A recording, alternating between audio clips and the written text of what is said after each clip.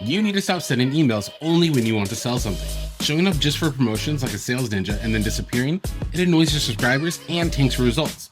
I'll show you one simple shift to build excitement before your offer drops. Doing this is going to turn those ignored emails into eager buyers, so stick around. If we haven't met before, I'm Brandon Hurst, and I set up online systems that help businesses get more customers and increase their profits. And today we're fixing a huge email marketing mistake that I see all the time, which is treating your email list like it's an ATM that you're only going to visit when you need cash. Sending emails only when you have a sale to make makes people feel used. They see right through it. They think, oh, here they are again, wanting my money. And that's not how you build trust or make sales long term. And you might be thinking that you don't have time to email all the time. I get it. But what if I told you a little consistency makes your promotions way more successful? Here's the thing, great email promotions don't happen overnight. They start 2 or even 3 months before the actual sale. So think about a big sale like Black Friday. If you want to crush it in November, you need to start planning in August or September.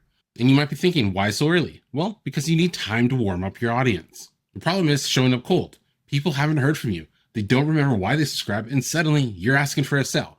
And it feels jarring to the customer, but you can fix this with regular contact that's going to build trust and keeps you top of mind. It's like chatting with that friend regularly versus only calling when you need to borrow something. So plan ahead.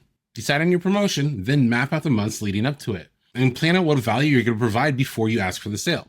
This constant contact is key. So be honest, are you planning your email promos months in advance, or are they usually a last minute rush? Okay, so before you even think about promo emails, you need to do something crucial, which is cleaning your email list. This means removing people who aren't opening or clicking your emails, because sending emails to people who don't care hurts your sender reputation. Email providers like Google will see this and might start sending all of your emails to the spam folder, even the ones that are engaging. The problem is a bloated list of full unengaged subscribers dragging down your deliverability. You think bigger is better, but it actually is hurting you. And I know removing subscribers feels wrong, but trust me, you need to understand that a smaller, engaged list is way more valuable. These are the people that are actually interested in what you offer. So run a quick re-engagement campaign. Send 2 to 3 emails asking people if they still want to hear from you.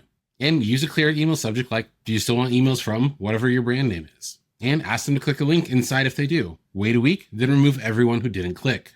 It's much better to talk to 100 people who are listening than 1,000 who aren't. So now that your list is clean, how many emails do you actually need to send for the promotion itself? Okay, forget complex funnels for now. For most promotions, a simple 4-part email sequence works wonders. So plan and write these before the promo even starts. Here's the minimum that I recommend. Number 1 is the primer, which is before the launch. Send this a day or 2 before. Its job is to build hype, tease the offer, hint at the value, get people excited and anticipating what's coming. Don't reveal everything, just make them curious. Number 2 is the launch. So day 1, announce the promotion is live. Clearly state the offer, the benefits, and how people can get it. Make it easy to understand and act. Number 3 is the reminder. Send this halfway through, remind people the offer is still available, and maybe share a quick benefit or answer a common question. Just keep it brief. Number 4 is the last chance, which is the final day. This is time to use urgency. Let them know the offer is ending soon, or an example ends tonight. Just restate the core offer and the deadline. Write these emails in advance and schedule them in your email platform. This frees you up during the actual promotion, and you're not having to rush through things. One thing you have to keep in mind is sending regular, valuable emails before promotions is what makes the whole thing work. The problem is most business owners think that email is only for selling, but successful businesses see email as a relationship building tool. So keep showing up consistently, whether it's weekly, bi-weekly, or monthly. Find a rhythm that you can stick to, share tips, insights, behind the scene glimpses, success stories, anything that helps, or anything that interests your audience. Each email builds a tiny bit more trust. So when your planned promotion arrives, your audience is warm. They know you, they like you, hopefully, and they trust you. They're primed and ready to hear your offer. Now, I know this sounds simple, but consistency is where most people fall off. Okay, let's recap the game plan. Number 1, plan ahead. Start thinking about your promotions 2 to 3 months out. Number 2, clean your list. Remove those unengaged subscribers. Number 3, use the 4-part sequence, which is a primer, launch, reminder, and last chance. Number 4, stay consistent. Provide value regularly between promotions. Remember that sales ninja approach that we talked about in the beginning? You need to ditch it. Build trust first by being consistently valuable. So if you want more simple, actionable tips like this to grow your business using online systems, hit the subscribe button. And I have a question for you. What's one thing that you struggle most with when it comes to email marketing? Let me know in the comments below. So stop surprising your list with random sales pitches. Instead, build anticipation and trust. That's how you're going to turn subscribers into happy customers.